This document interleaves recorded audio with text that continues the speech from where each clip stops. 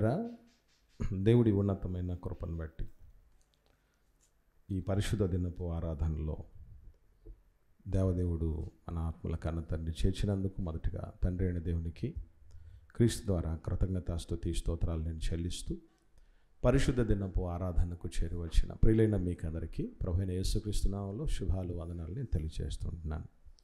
ప్రార్థనలో మనం జ్ఞాపకం చేసుకున్నట్లు మెండైన దీవెనల నిధికి 3 తాళపు చెవులు అనే పాఠం మనం నేర్చుకునే ప్రయత్నం చేద్దాం. ప్రతి మనిషికి వారి కులముతో, మతంతో, ప్రాంతంతో,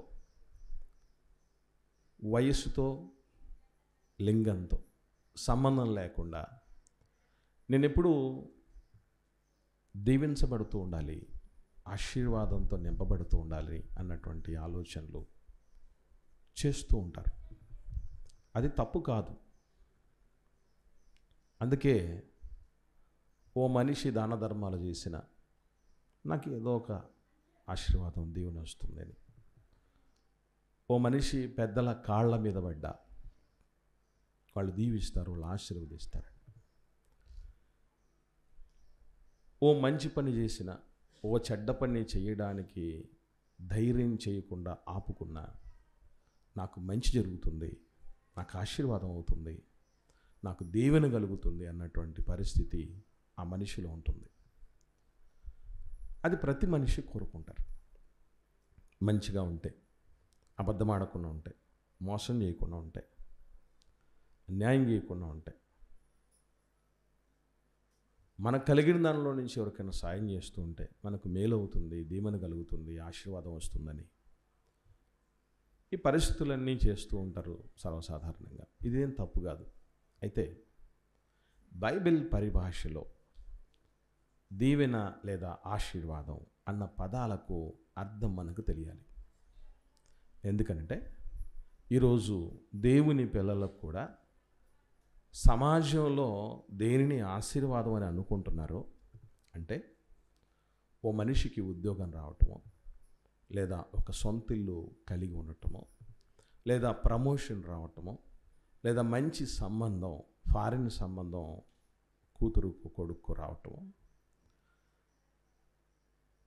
ఆస్తి సమకూడటమో, ఇటువంటివి దీవెనలు, ఆశీర్వాదాలని ప్రపంచం అనుకుంటే వాళ్ళకి తెలియదు కాబట్టి అనుకోవడానికి అవకాశం ఉంది.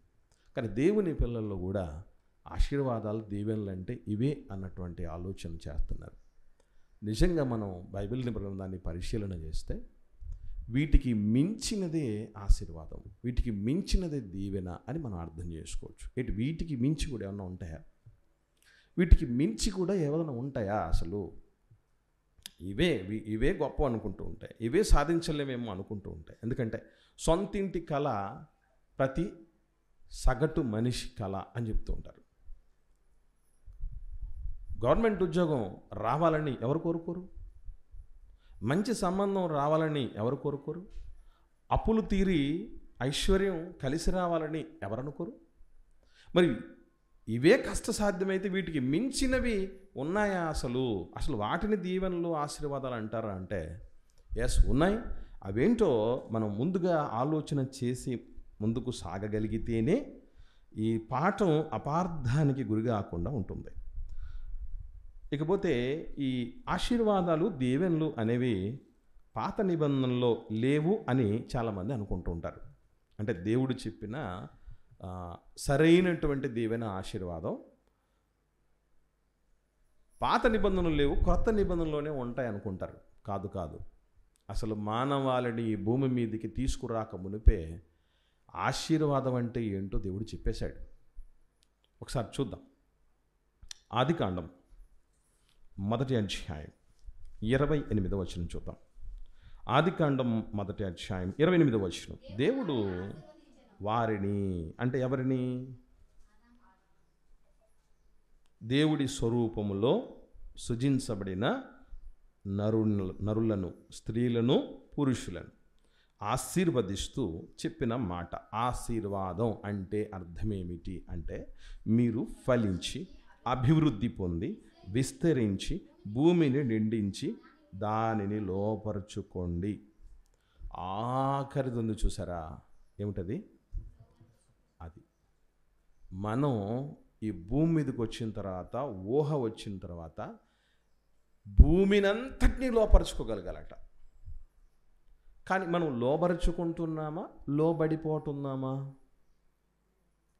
భూమి నుండి పుట్టినటువంటి సిరికి లోబడిపోయాం, భూమి నుండి వచ్చేటటువంటి వెండి బంగారాలకు లోబడిపోతున్నాం, భూమి మీదే ఒక అధికారం కొద్ది కాలం ఉన్నటువంటి దానికి లోబడిపోతున్నాం, భూమి నుండి కలిగేటటువంటి అనేక రకములైన సుఖ సౌఖ్యాలకే సాటి మట్టిని మనం దాన్ని ఆకర్షించుకుంటూ ఆకర్షణలకు లోనైపోయి పడిపోయిన పరిస్థితులు ఉన్నాయి. ఇప్పుడు ఒక దేహానికి లొంగిపోతున్నారు అనుకోండి, ఈ దేహం దేంతో చేయబడింది? ఒకరి దేహానికి మనం దాసోహం అయిపోతున్నాం అనుకోండి. ఒక దేహానికి దాసోహం అంటే అర్థం ఏంటి? క్లియర్ కట్గా చెప్పాల్సిన అవసరం లేదనుకుంటా. ఒకరికి దేహానికి దాసోహం అవటం అంటే, ఒక భర్త తన భార్యని కాకుండా ఇంకొక దేహాన్ని ఇష్టపడ్డాడంటే అది మట్టికి దాసోహం అయినట్టే. ఒక భార్య తన భర్తకు కాకుండా ఇంకొక వ్యక్తికి ఆకర్షితురాలై తను తాను సమర్పించుకుందంటే మట్టికి దాసోహమైనట్టు. అంటే ఆశీర్వాదం అన్న దానిలో ఎంత అద్భుతమైనటువంటి విషయం ఆరంభములోనే దేవుడు చెప్పాడు అని అంటే మహనీయుడు. ఆశీర్వాదం అంటే దేన్నో పొందుకోవటం కాదు, దేన్నైనా కంట్రోల్ చేసుకోవటం, దేన్నైనా లోబరుచుకోవటం. నా ఆలోచనల కిందే, నా క్రిందే ఇది ఉండాలి తప్ప నా నెత్తి మీదకి వచ్చి నన్ను తొక్కేసే పరిస్థితికి తీసుకురాకూడదని దేనినైనా కంట్రోల్లో పెట్టుకుంటారో వాళ్ళని అనాలి. ఏమనంటే, వా బ్రదర్, సిస్టర్, దేవుడు మిమ్మల్ని ఎంత ఆశీర్వదించాడు, ఎంత దీవించాడు, ఎంత నియంత్రణలో ఉన్నాయి, ఎంత లోబరుచుకుంటున్నారు, దేన్ని కూడా మీరు ఏలనీయకుండా చేస్తున్నారు అని అనగలిగిన పరిస్థితి ఉంటే అది ఆశీర్వాదం. ఇంకా చూడండి, కిందకు వస్తే ఒక మాట అంటున్నాడు, రెండో మాటలో, సముద్రపు చేపలు, ఆకాశ పక్షులు, భూమి మీద పాకు ప్రతి జీవిని ఏలాలి. నిన్ను నన్ను ఇంకొకరు వచ్చి ఏలటం కాదు, ఓ వ్యసనం ఏలటం కాదు, ఒక దురలవాటు ఏలటం కాదు, డబ్బు ఏలటం కాదు, మరో ఆడదో మరో మగాడో ఏలటం కాదు, ఒక అధికారం ఏలటం కాదు. మనము ఏలికలుగా ఉండాలి. దేని మీదైనా మనకు ముద్ర ఉండాలి, మన కమాండ్ ఉండగలగాలి. అది ఆశీర్వాదం. మహనీయుడు దేవుడు ఎప్పుడు చెప్పాడు?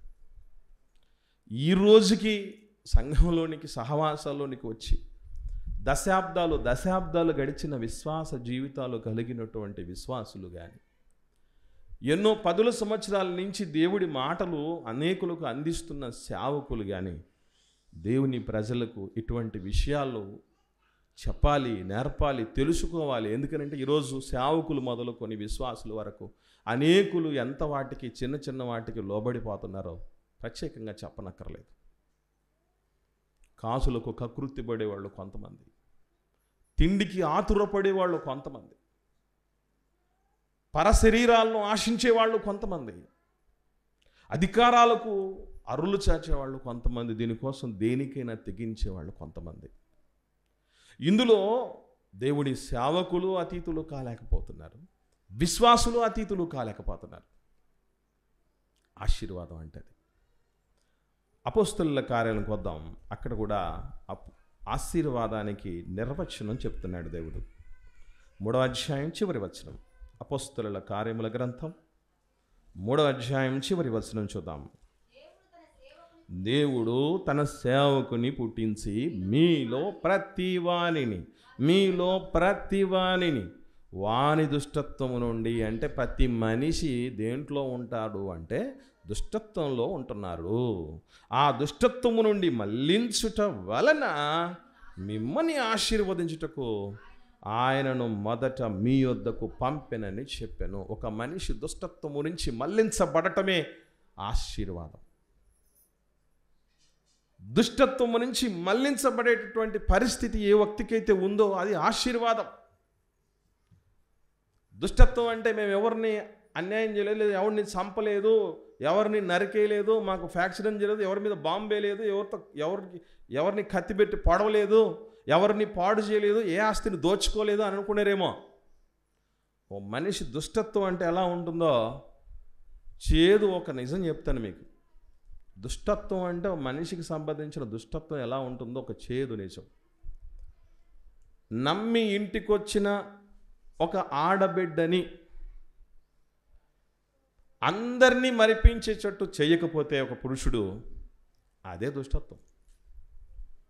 మళ్ళీ చెప్తా, ఎవరినైతే వదిలిచ్చిందో అమ్మను, నాన్నలను, తోబుట్టువులను, బంధువులను, మిత్రులను, సొంతూరుని అన్నిటినీ వదిలి ఒకరిని నమ్మి, నిజంగా ఆడకూతురు ఎంత ధైర్యవంతురాలు, ఎంత త్యాగమూర్తి అని ఆలోచన చేస్తే, ముక్కు ముఖం తెలియనటువంటి ఒక వ్యక్తి దగ్గరికి, ముక్కు ముఖం తెలియనటువంటి ఒక సంబంధాల దగ్గరికి ధైర్యంగా ఒక్కటే వచ్చి జీవిస్తుంది.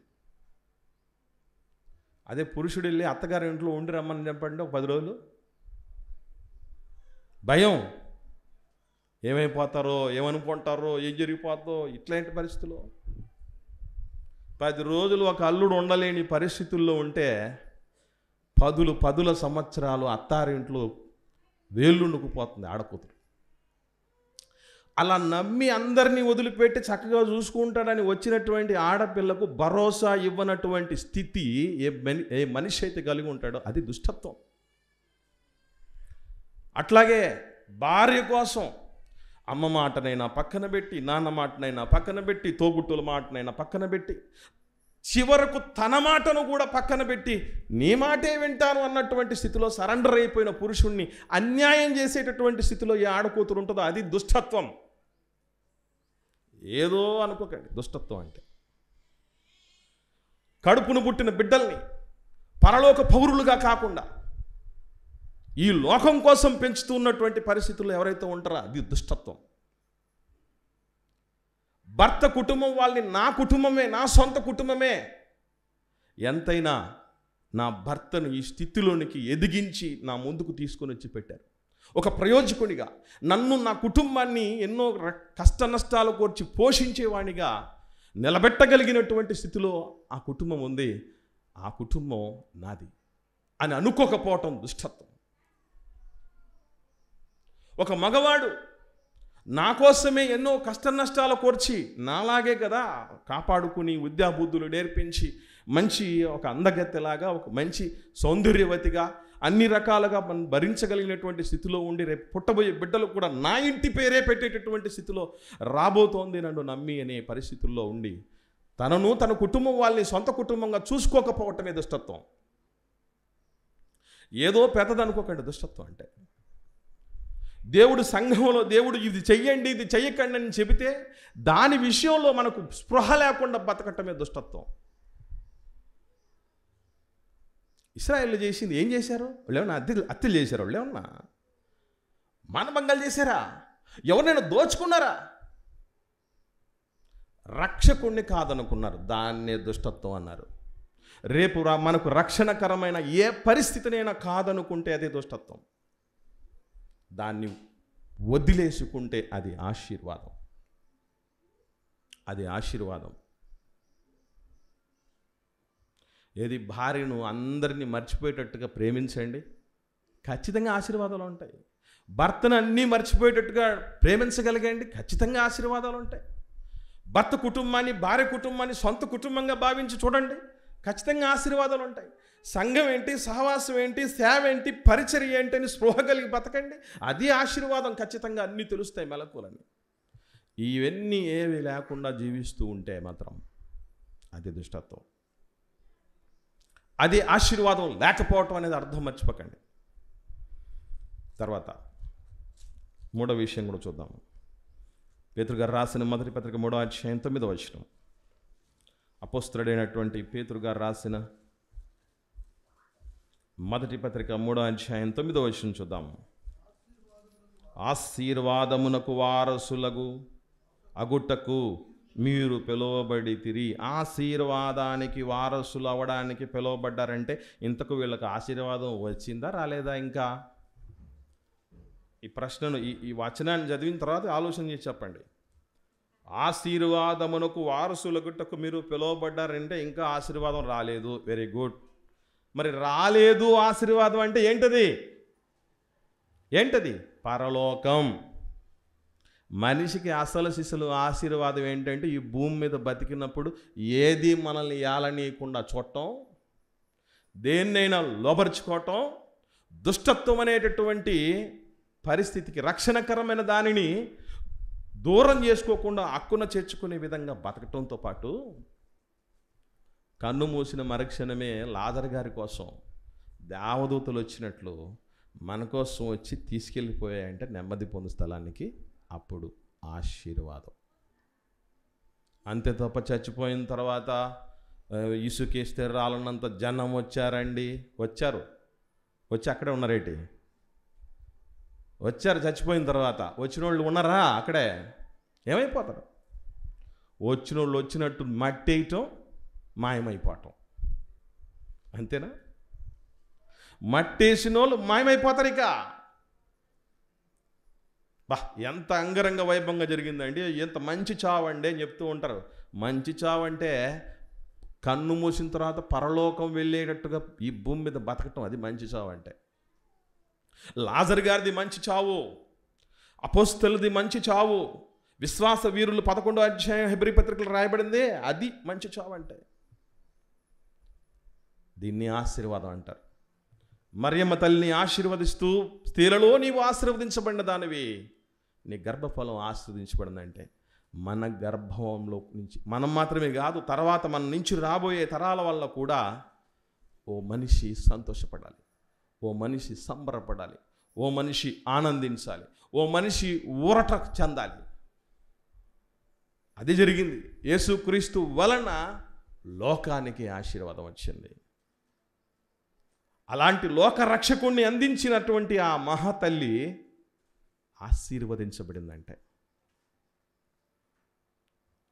ఈ రకమైన ఆశీర్వాదం మన దగ్గర ఉందో లేదో చూడాలి. ఆ తర్వాత ఆశీర్వాదం అనే నిధి ఎట్లా మనం స్వతంత్రించుకుంటామో 1 by 1 మనం తెలుసుకోవాలి. రైట్. మొట్టమొదటి తాళపు చెవి. ఈ నిధికి, ఆశీర్వాదం అనే ఈ మంచి నిధికి మొట్టమొదటి తాళపు చెవి ఏమిటంటే విశ్వాసం. విశ్వాసం అనేటటువంటిది దేవుడి ఆశీర్వాదాల మొట్టమొదటి తాళపు చెవి. ఎందుకంటే ఒక మాట రాయబడింది. హెబ్రీ పత్రిక 11వ అధ్యాయము 6వ వచనం చూద్దాం. అపోస్తలుడైనటువంటి పౌలు గారు హెబ్రీ పత్రిక 11వ అధ్యాయం 6వ వచనంలో, విశ్వాసము లేకుండా దేవునికి ఇష్టుడై ఉండుట అసాధ్యం. ఇంతకు విశ్వాసానికి, దేవుడి ఇష్టానికి, ఆశీర్వాదానికి ఏమిటి సంబంధం అనుకుంటే ఎప్పుడైనా గుర్తుపెట్టుకోండి, ఇదిగో ఈయనే నా ప్రియ కుమారుడు అంటే దేవుడికి ఇష్టమైన కుమారుడు అని యేసుప్రభు గురించి చెప్పాడు. యేసుప్రభుకి ఎంత గొప్ప ఆశీర్వాదాలు వచ్చాయి తెలుసా? ఏది కూడా సాతాను వచ్చి టెంప్ట్ చేయటం మొదలుపెట్టాడు. నేత్రాశను చూపించాడు, లోకరాజ్యములన్నిటినీ చూపించి ఇది నీకు ఇచ్చేస్తా, భారతదేశ పీఠం ఒకటి కాదు, భూమి మీద ఉన్నటువంటి ఎన్ని అధికార పీఠాలు ఉన్నాయో మొత్తం నీకు అప్పచెప్తా అన్నటువంటి నేత్రాశను చూపించింది. పళ్ళ అంటే ఎవరు? యేసుప్రభు ఎవరన్నమాట? ఆయన ఆశీర్వాదానికి పాత్రుడైనటువంటి వ్యక్తి, ఆశీర్వాదానికి కర్త, విశ్వాసానికి కర్త అని రాయబడింది ఆయన గురించి. ఎందుకంటే ఈ శరీరాశకు, ఈ నేత్రాశకు సంబంధించిన ఈ అధికారాలకు దీనికి లొంగల. నువ్వు నేను చెప్పినట్టుంటే సెంట్రల్ గవర్నమెంట్ ఉద్యోగం ఇప్పిస్తా అన్నారు అనుకోండి ఎవరన్నా, చిన్న మాట. ఎంతమంది ఉంటారు తెలుసా అలాంటి ఉద్యోగులు?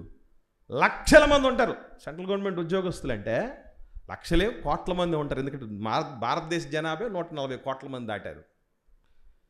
ఆ కోట్ల మందిలో ఒక్క ఉద్యోగం నీకు ఇస్తానంటే ఏం చేయటానికైనా సిద్ధపడే వాళ్ళు ఎంతమంది లేరు? ఆ అధికారం, ఆ హోదా అలా మ్యాజిక్ చేయిస్తుంది. సొంతోళ్ళనైనా చంపేయటానికి వెనకాడిన పరిస్థితి ఎట్లా వచ్చింది? ఆ హోదా రావాలి, అధికారం రావాలి. నెరవేరుతాయా నెరవేరవా అని తెలియకుండా అధికారంలోనికి రావడమే పరమావధి అనే విధంగా హామీలు ఇచ్చి అధికారంలోకి వచ్చిన తర్వాత వాళ్ళ దగ్గర నుంచి చుక్క ఎదురైన పరిస్థితులు మనం చూడట్లా. అధికారం పవర్ అలాంటిది.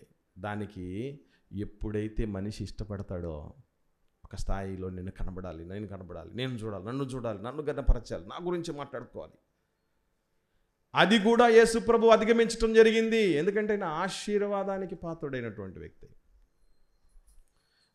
తర్వాత శరీరాశను చూపించింది. ఇదిగో ఈ రాళ్ళను రొట్టెలు చేసుకొని తిను.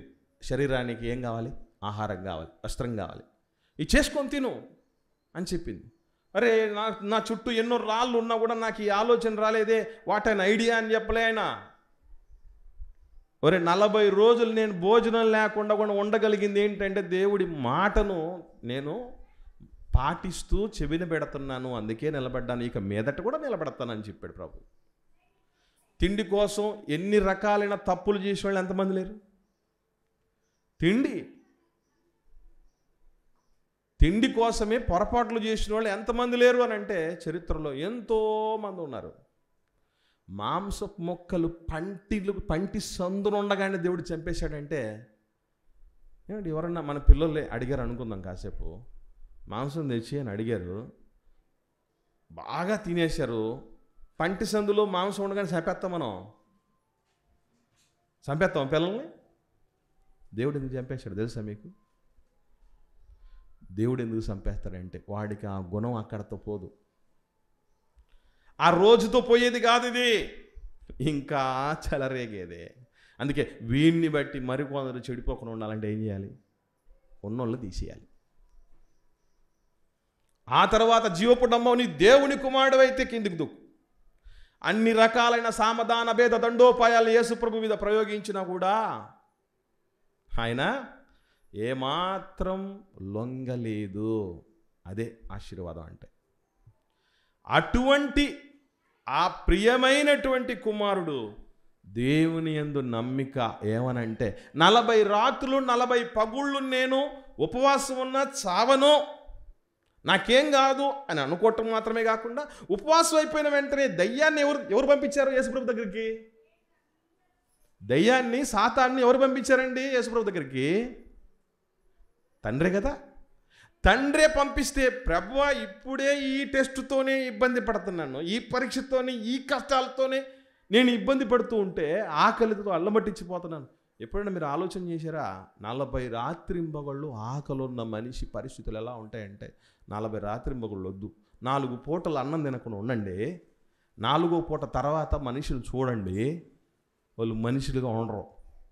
4 పూటలు వద్దు, తినాల్సిన టైంకి కాస్త లేటుగా చేసే పరిస్థితి కలిగి ఉందనుకోండి, ఇంట్లో ఉండేవాళ్ళు శివాలు ఎత్తిపోతారు చాలామంది. ఆకలి అవుతుంది, ఎంతసేపు నేను ముందే చెప్పాను నీకు ఆకలి అవుతుందని.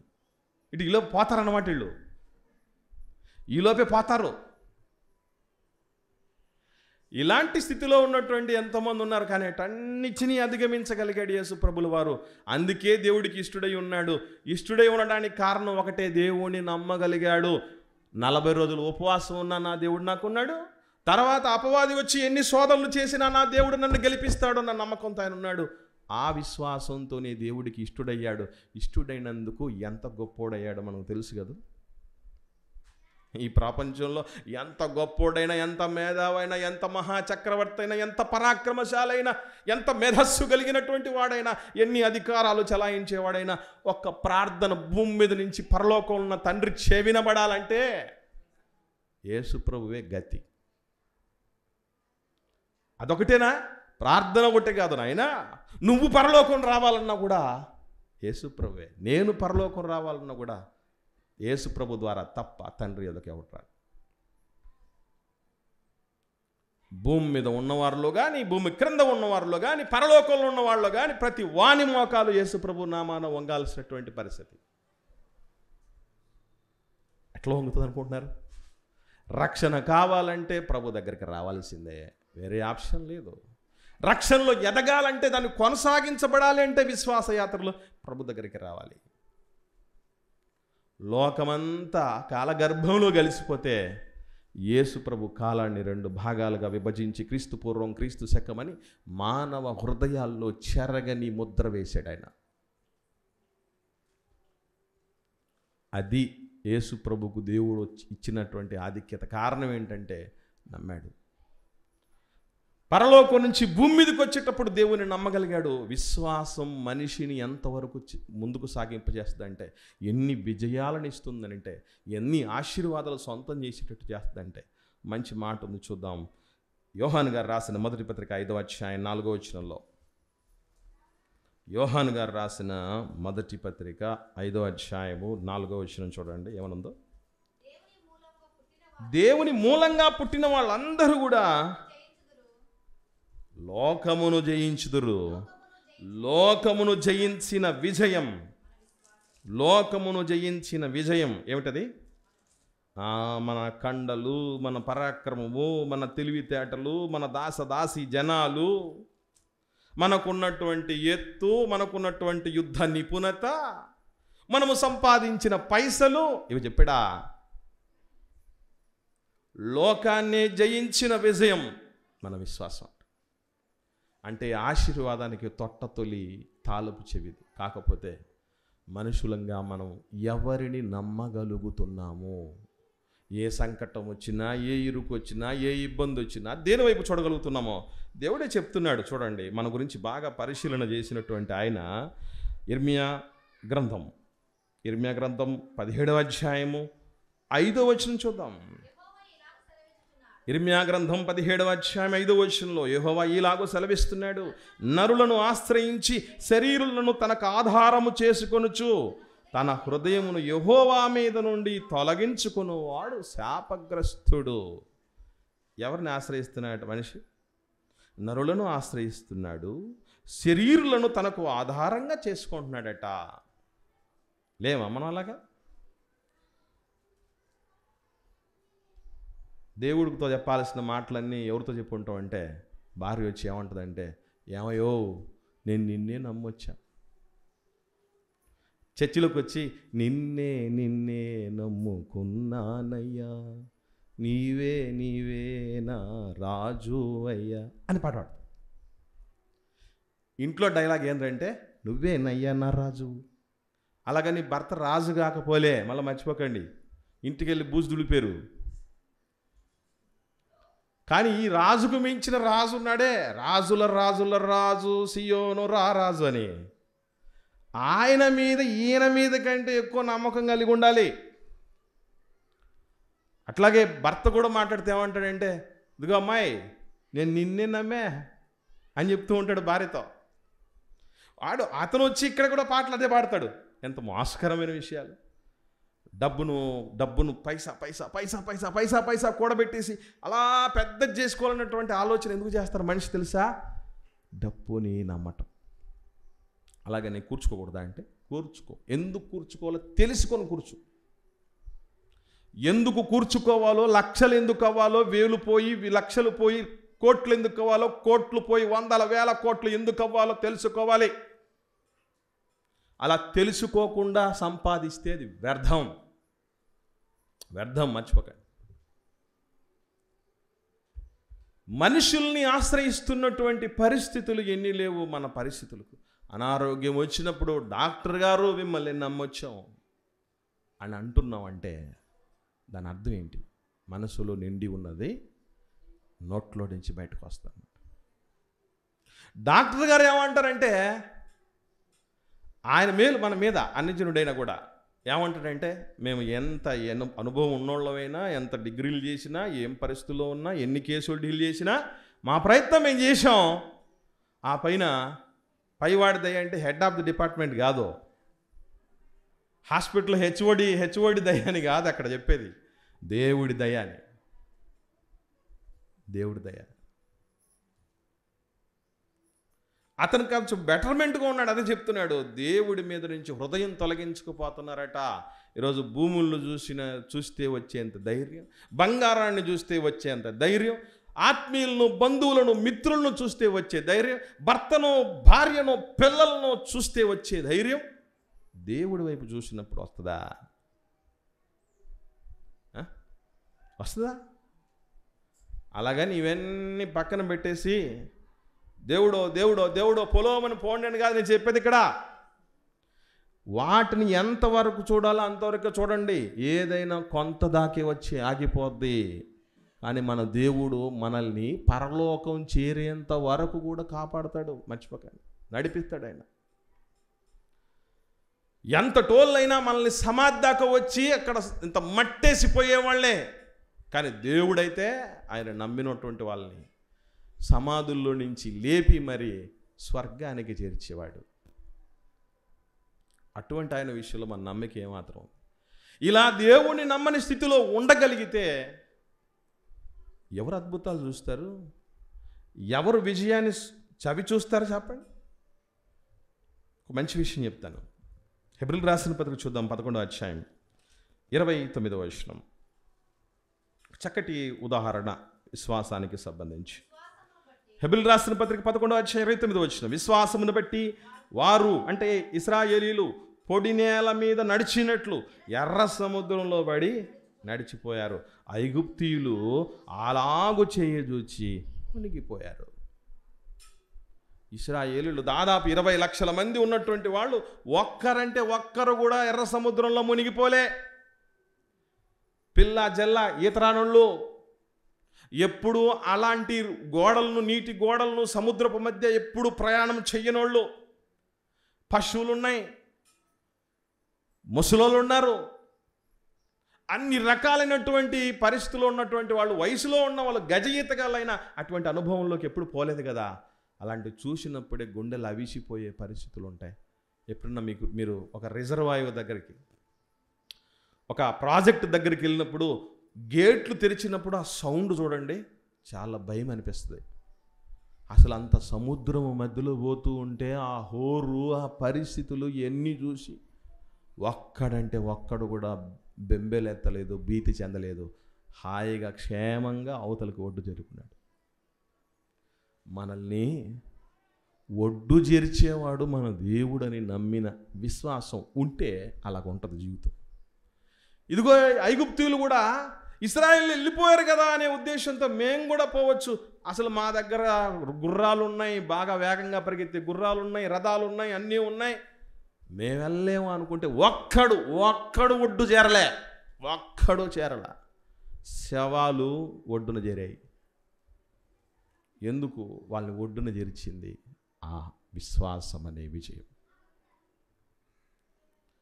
దేవుణ్ణి నమ్మేటప్పుడు దైవజనులు ఎన్నోసార్లు భక్తులు చెప్తారు ఏమనంటే, ఒక మాట చూద్దాం. హెబ్రీయులకు కీర్తనల గ్రంథం 84వ కీర్తన 12వ వచనం. కీర్తనల గ్రంథం 84వ కీర్తన 12వ వచనం చూద్దాం. 84వ కీర్తన 12వ వచనంలో, సైన్యములకు అధిపతియగు యెహోవా నీ యందు నమ్మిక ఉంచువారు ధన్యులు. ఎవరు ధన్యులు అవుతారు? ఎవరు దీవించబడతారు? ఎవరు ఒడ్డున చేర్చబడతారు? ఎవరు వాగ్దానాలు స్వతంత్రించుకుంటారు అంటే దేవుడి యందు నమ్మిక ఉంచేవాళ్ళు ధన్యులట. ఈరోజు భక్తుడు ఎన్నోసార్లు చెప్తుంటారు, మనం విన్నాం, రాజులను నమ్ముట కంటే, మనుషులను నమ్ముట కంటే దేవుని నమ్మటం మేలు. ఎట్ల మేలో తెలియదు, ఎంత మేలో తెలియదు, ఎలాంటి ఆశీర్వాదమో తెలియదు. అందుకే ఈరోజు మనకు జ్వరం టెస్ట్ పెట్టినట్టు థర్మామీటర్ పెట్టి, పాల యొక్క స్వచ్ఛతను కనుక్కోవడానికి లాక్టోమీటర్ పెట్టి కొలిచినట్టు, భూకంపం ఎంత తీవ్రంగా ఉందో తెలుసుకోవడానికి రిక్టర్ స్కేల్ పెట్టినట్టు, విశ్వాస మీటర్ పెట్టాడు అనుకోండి దేవుడు, మన మ్యాటర్ తెలిసిపోద్ది. చర్చిలోకి వచ్చే వాళ్ళ దగ్గరికి ప్రతి ఒక్కరికి డ్రంక్ అండ్ డ్రైవ్ టెస్ట్ పెట్టినట్టు, చర్చిలోకి ఎంటర్ అయ్యే వాళ్ళ దగ్గరికి ప్రతి ఒక్కరి దగ్గర విశ్వాస మీటర్ పెట్టాడు అనుకోండి, ఫస్ట్ ఫెయిల్ అయ్యేది ఎవరంటే సేవకుడే. నేను ఫెయిల్ అవుతాను అనుకోండి మీరు, అలా అనుకోవచ్చు మీరు.